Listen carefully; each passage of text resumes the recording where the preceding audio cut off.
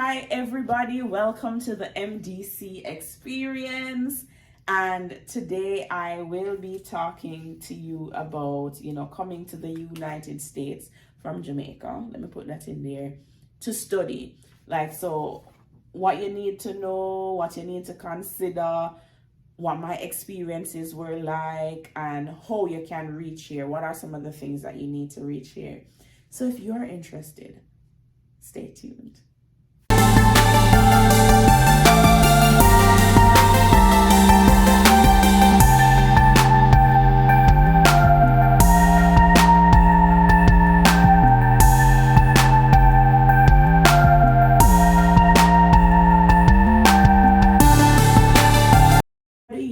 I've been getting questions like, how do I come to the US from Jamaica for school?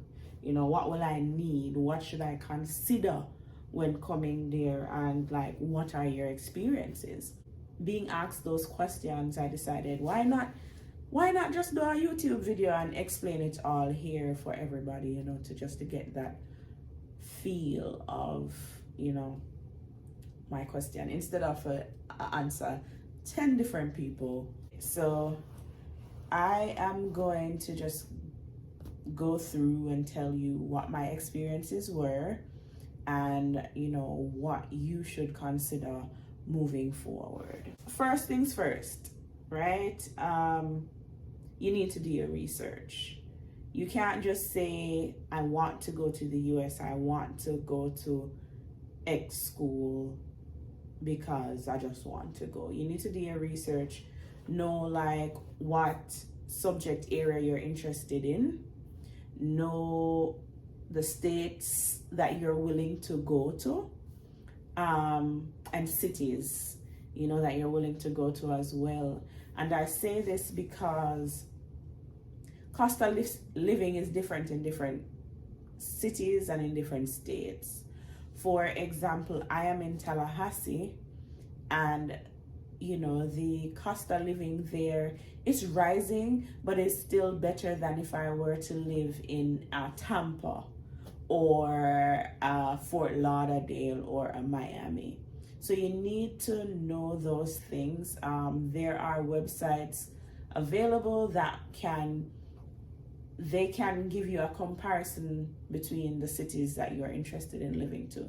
So it might be within the same state, but different cities within the same states are also, they also have different cost of living. So that is something that you should bear in mind when doing your research on the schools that you're interested in. Also, consider your major. Your major is very important, and for me as a social worker, you have clinical focused and you have macro focused. I am not a clinical social worker. I don't consider myself a clinical social worker, and thus I have to look for schools that are macro based. And when I say macro based, they focus on research, they focus on community, they focus on policy, they focus on administration. Those are some of the things that I had to look for when coming here, because I never wanted to just go into a master's program because I wanted to come to the United States to study. For me, it was a little bit different because I had somebody already here who did the groundwork for me, basically. And so what that groundwork looked like was that they were constantly going to the offices, constantly finding out what I will need to get here, as well as, they already knew the cost of living here. So that was a plus on my part, and they understood the intricacies that were involved in, whether it was funding, so like fellowship and all of those things. But we'll talk about that further along in this video, just for you to get an idea. So research is very, very important. A part of your research also must take into account whether the school is a private institution or a public institution. Why I say that? Private institutions are more expensive. If you're not getting like a full scholarship or a guaranteed partial scholarship, and you know that this might have to come out of your own pocket, you are going to need to find the most cost efficient way to go about doing your studies, you know? And so public universities, I found that public universities are the better option to go to. Another thing to consider, are you willing to take the GRE? I don't remember what GRE means, but basically it's like a standardized test that you need to do in order sometimes to get admitted into a postgraduate level school, you know? And so they usually ask for those scores. Again, fortunate for me, you know, God is always on my side. It wasn't required for admissions for me. However, I had to do it before graduating with my master's. And so, you know, that gave me at least time to figure out the landscape of that exam before doing it and before leaving Jamaica. Because to be honest, like, it's an expensive process, and to think about the GRE as well as all the other things that you need to do can be a burden, right? So you need to consider the schools that are doing GRE. Now, COVID kind of changed the trajectory of the GRE requirements, and I say that because what happened is that some schools were waiving the GRE. They were waiving the requirements, so, you know, people did not necessarily have to take the exam to be admitted, and so that was good. That some of them adapted this moving forward, and some of them went back to, you know, their old thing where they were like, you know, I am going to have to ask students to do the GRE. So that's something to consider as well. For me, like, I still have test anxiety. I don't know why those words are coming out of my mouth, but I still have test anxiety. And so with that, like, that was a definite lifesaver for me, where I didn't have to focus on that aspect prior to going to my studies. Yeah, so research the cost of living of the state as well as the city that the school is in. Research the type of program that you're willing to do. Also, research if they have a LAC scholarship. Like, this is a Latin America and Caribbean scholarship, and what this does is it cuts your fees from international fees to in-state fees. And so that, like, sometimes depending on where you go, it cuts the fees in half, or it even allows you to pay 1/3 of what you would have been paying as an international student. So find out if they have a LAC scholarship. You know, find out if they offer fellowships and graduate assistantships, because that do go a long way. If you have the money to pay for your tuition, or you're getting a full scholarship, you know, the graduate assistantship or fellowships are also available to help you with, like, your just day-to-day living. And so that is very important. So research those things as well. Research also potential scholarships. Now, one thing I must say, like, working here in the United States with a college readiness program, I found that there are a lot of scholarships out here. Maybe not for us as international students, to be honest, but there's a lot of scholarships out there. And I mentioned that because any scholarship you see, apply for it. You know, apply for it, because chances are a lot of people self-reject themselves out of it. And because they self-reject themselves out of those scholarships, guess what? Nobody is there to really be awarded that scholarship, and so the money is just there. So apply for scholarships. Research also international student scholarships, because once you get here, it's hard to get additional scholarships. Find out, you know, what supports the institution have for international students, you know. Like, okay, do you have scholarships that I can get? If not, like, what other support can I get? And, going back to the graduate research, the research assistantship, as an international student, or just work in general, as an international student, you're entitled to work 20 hours per week, right? You're entitled to work 20 hours per week. So that is like a 0.5 FTE, right? And so that is also another option for your day-to-day living. You can get something that is 0.25 for something related to what you're doing in school, as well as you can get another 0.25 for something to get you additional money. Yeah. So research. Now, a point to note, not for the master's level or doctoral level, but undergrad level, is community colleges are also an option, right? A lot of times as Jamaicans, even for me, like I grew up in the country, Westmoreland, Savlamar to be exact, and I was not from a family who was privileged. And even so, I was a first generational college student from a low income household. So I did not have the knowledge to know that, yes, I knew about SATs and ACTs, but I never have the money to do it, right? I didn't have the money to do it. So with that being said, like, community colleges take out all of those stuff, like SATs and ACTs. One, here they do 4-year degrees, right? So it's not like, I think UTech does 4-year degrees, but UE, it depends on the program that you're in. Typically, it's a 3-year degree program, right? And so that's if you're full-time. And so here is a 4-year degree. You see, like how in Jamaica you apply to a certain school or discipline from the get-go, that's not how it is here.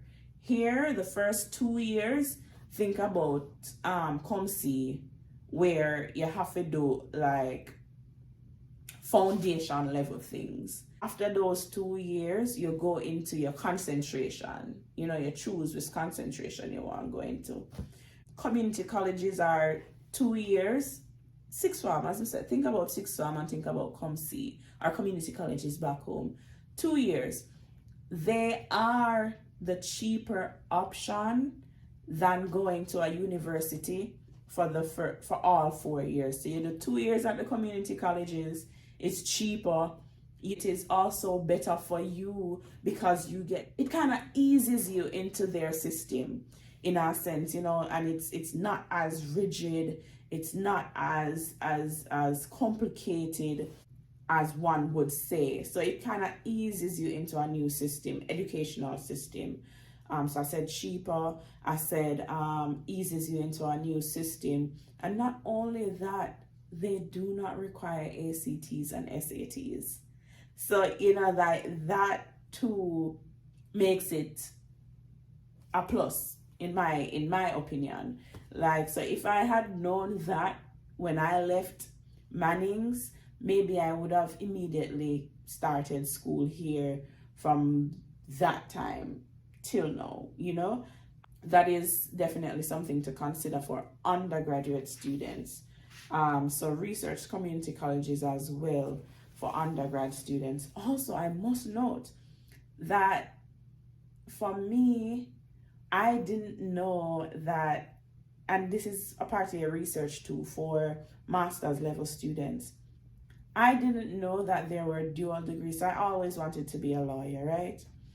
I didn't know that dual degrees were like available. So for example, there was a MSW and JD program at Florida State when I went to Florida A&M. And that way I would have gotten my law degree while still doing my master's as a social worker. So that would have been like a really good thing for me personally. So look at dual programs if you're interested in something else. look at those things as well. And another thing to note, like some universities do not require you to have a master's in order to go into a PhD. I wish I knew that. I wish I knew that when I came here, because it had cut off a lot of years for me and school. And so research that as well. If you want to do a PhD or a EDD or a DSW or whatever doctoral level degree that you want to do, research what the requirements are and if you need a master's in order to go into the doctoral level portion of that. Find out that can save you some time if you really want to become a doctor. So consider that. And that's just the foundation level of how to get started. Research, research, research. I'm looking at this website right now, and they have this thing called College Navigator. I am going to share the link in the description box below of this website, so you're able to actually go and see some of the things that they have there.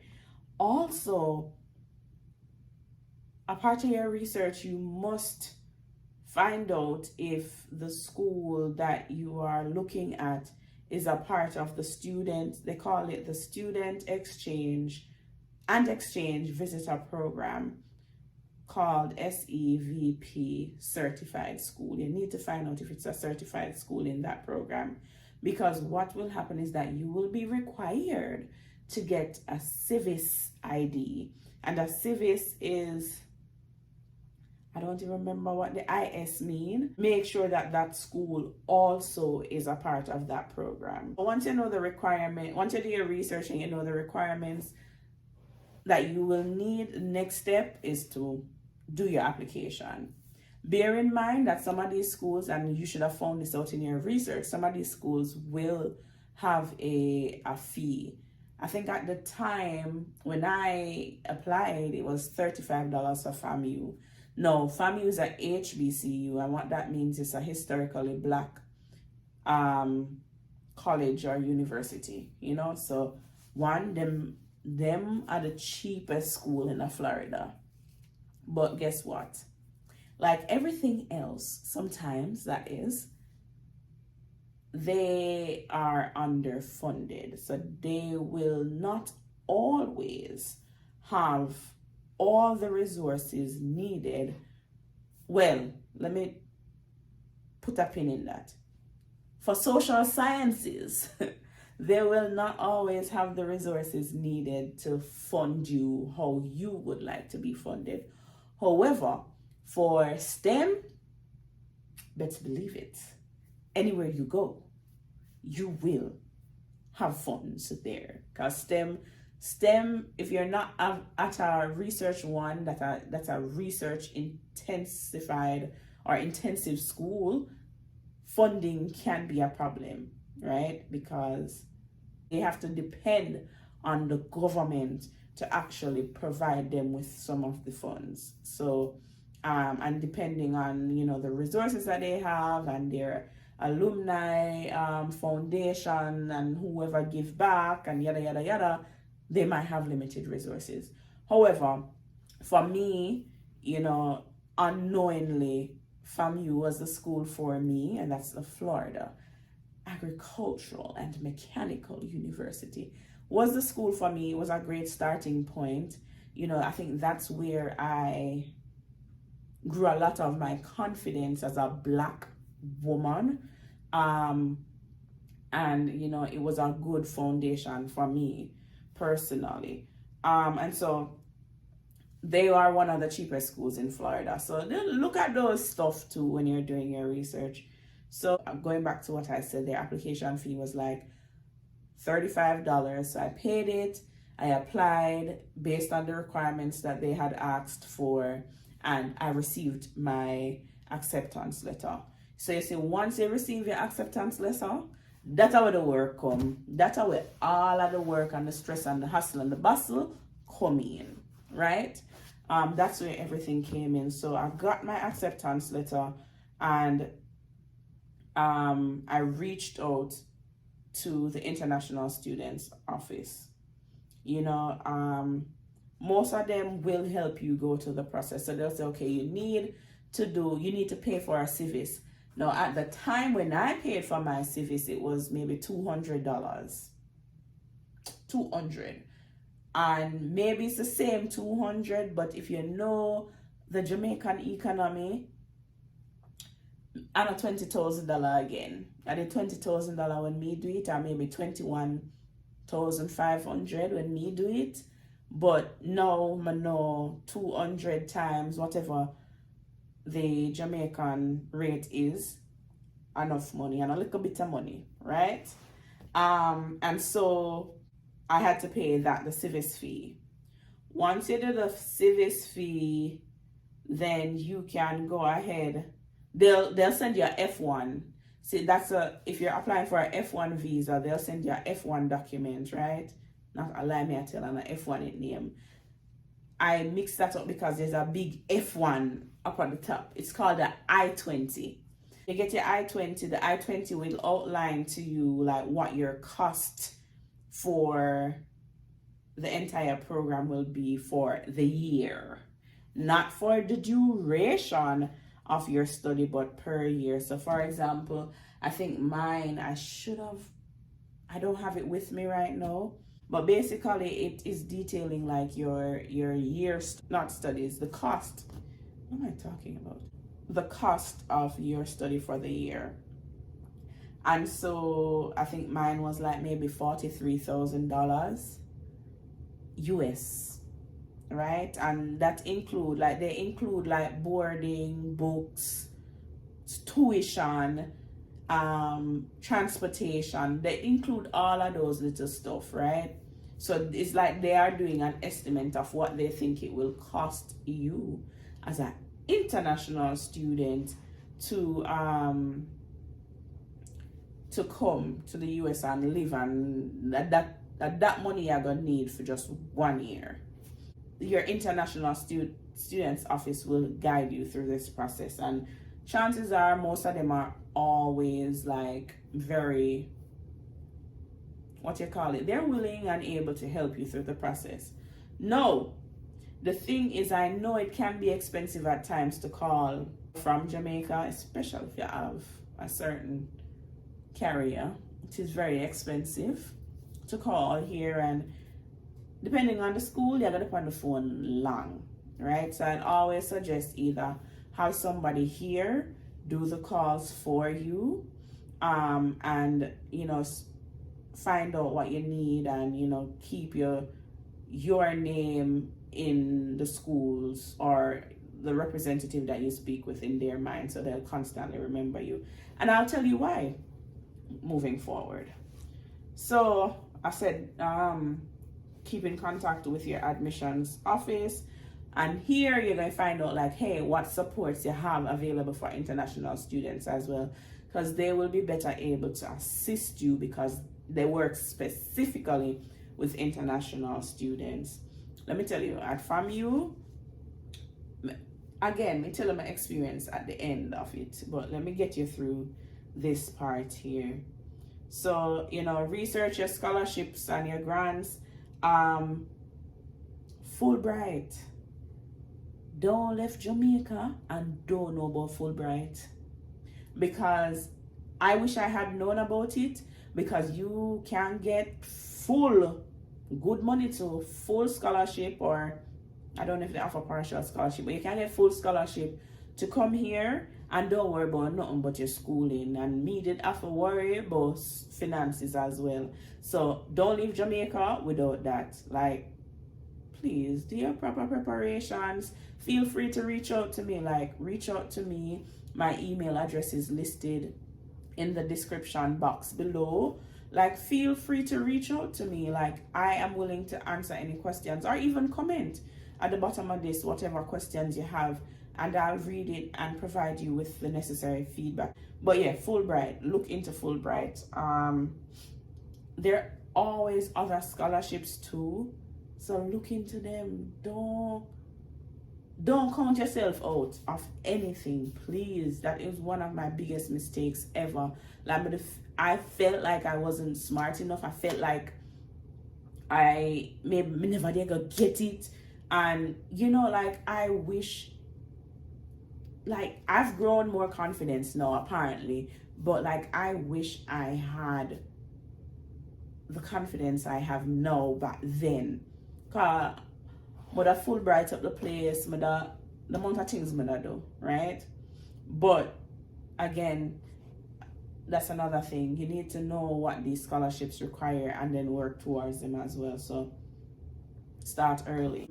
Visa application. So you see, once you do the civis and you get your I-20, go and apply for your student visa.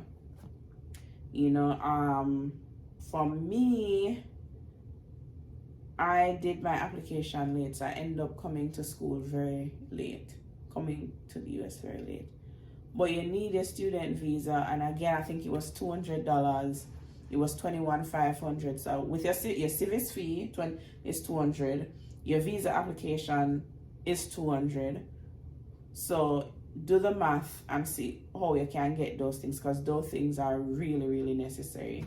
You know, so your student visa, think about that. No, I remember when I was telling you that the I-20 details your cost of being in the US. The embassy will look closely on this, right? No, let me tell you, I come from a very humble background where my mother never go college, my grandmother never go college, nobody never go college, much less if you even come a foreign for go to school, right? So we weren't making any money. No, let me say this. I found that, you know, people get deterred by this portion, and honestly, I would have if I didn't have somebody who went before me. So that's why I shared little nugget I'm gonna get, or I have, right? So 43,000 US sounds like a lot, and it is a lot. However, that you don't have to have it in your account. So the account where you bring to the embassy does not have to have your name on it.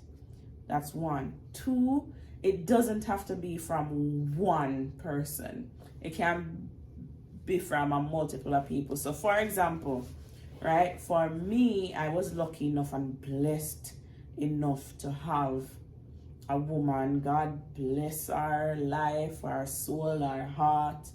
You know, I will not disclose who she is, but she knows herself, who was able to provide me with bank statements, because yeah, you need the bank statements to prove so you can, no matter if a scholarship, well, depending on it though, because, you know, depending on if the school are provided with a scholarship, you still need to say, oh, just in case them take the scholarship from you can, you know.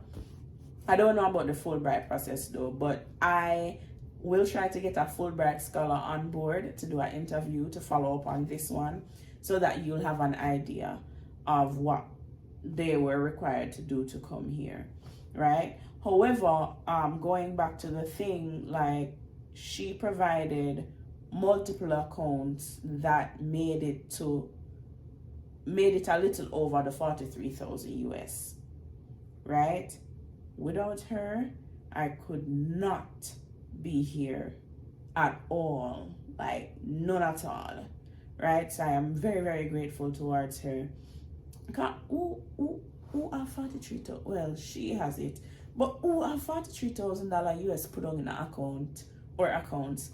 So think about people you can use as their resources, and you need to explain to them, yes, I understand that this is, because not everybody's going to pick up their bank statements and give to you either.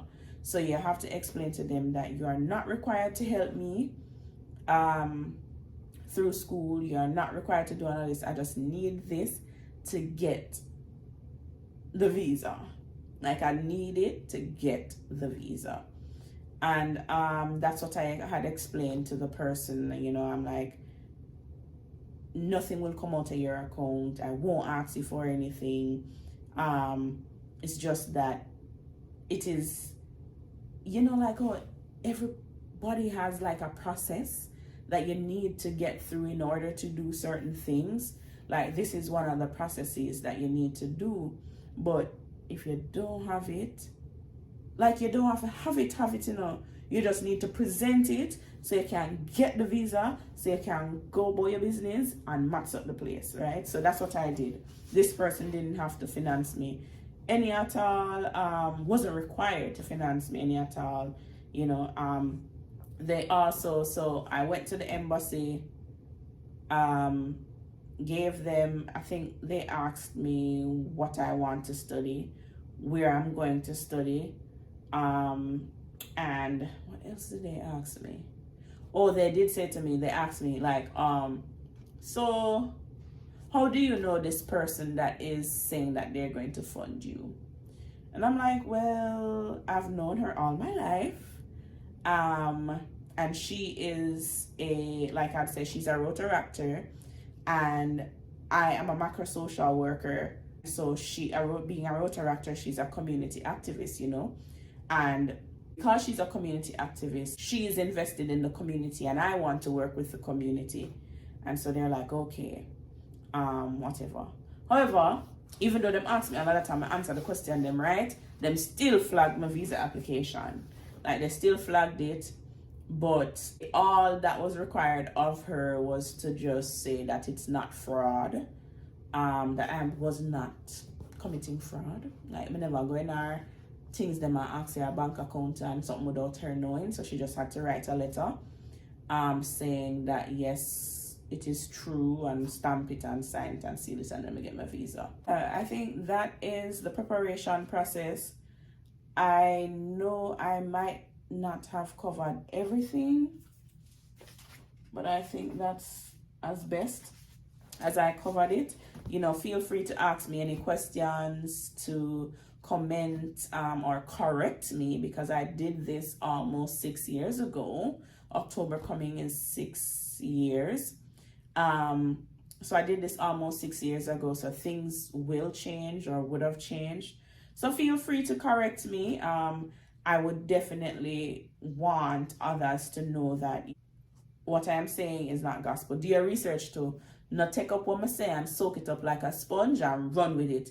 Do your research. That's how I'm gonna start off with research. I'm gonna end with research, right? Do your research. But that is in a nutshell some of the things that you will have to do in order to get here, and what you should consider in getting here. Again, feel free to ask your questions, feel free to comment, feel free to like, share, and subscribe. But I'll definitely do more research as this continues. My email address is below, so feel free to email me a question that you think needs answering, and I can do a follow-up to this. So yes, thank you for bearing with me. I know it's a very, very, very long video, but I hope it will motivate you, inspire you, and give you at least the starting knowledge required to get here. Bye. Thank you so much for listening. Like, share, and subscribe.